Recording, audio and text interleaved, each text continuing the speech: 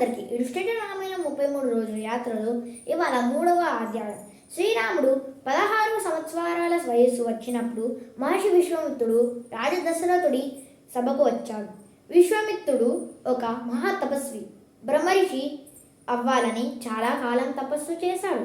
ఇంద్రుడు పంపిన ఆపదాలను కూడా తన ధైర్యంతో జయించాడు. చివరికి మహర్షి వశిష్ఠుడు అయినని బ్రహ్మర్షి అని గుర్తించాడు.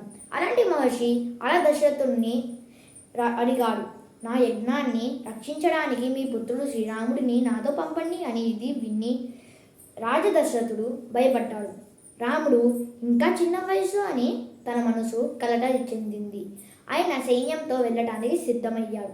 కానీ విశ్వామిత్రుడు రాముడే చాలు అని చెప్పాడు. అప్పుడు మహర్షి వశిష్ఠుడు మధ్యలో వచ్చి ఇలా అన్నాడు, శ్రీరాముని శక్తి మీరు అర్థం చేసుకోలేదు, ఆయన రక్షలో ఉంటాడు అని. చివరికి రాజదశరథుడు ఒప్పుకొని రాముడు మరియు లక్ష్మణుడు విశ్వామిత్రుడిని వెంట పంపాడు. యజ్ఞం జరుగుతున్న చివరి రోజు మారీచుడు మరియు సుబహుడు ఆకాశం నుండి వచ్చి యజ్ఞాన్ని అపవిత్రంగా చేయబోయారు. అప్పుడు శ్రీరాముడు ఒక బాణం వేసి మారీచుడిని దూరంగా సముద్రం తీరం వైపు విసిరేశాడు.